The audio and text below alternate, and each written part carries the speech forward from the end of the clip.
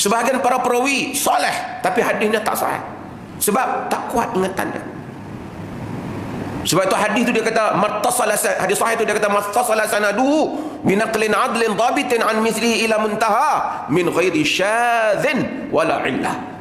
Mattasala sanaduhu, apa yang bersambung sanadnya, kena sambung, rawi ke rawi kena tahu, fulan dengan fulan kena jumpa. Tak boleh kata aku memang tak jumpa dia tapi kami telah bermimpi berjumpa, tak boleh. Sebab itu para ulama hadis, Imam Ahmad keluar daripada negeri dia, pergi ke Yaman, pergi mengambil hadis, pergi ke satu tempat ke satu tempat. Al-Bukhari keluar pergi kerana untuk melakukan ittisalus sanad, supaya sanad berjumpa. Tak boleh duduk, zaman dulu tak ada call semua, tak ada. Hang kena pergi jumpa dia, dengar dia sendiri, melihat dia yang meriwayatkan, dan dia juga mesti bersambung dengan rawi yang sebelum daripadanya.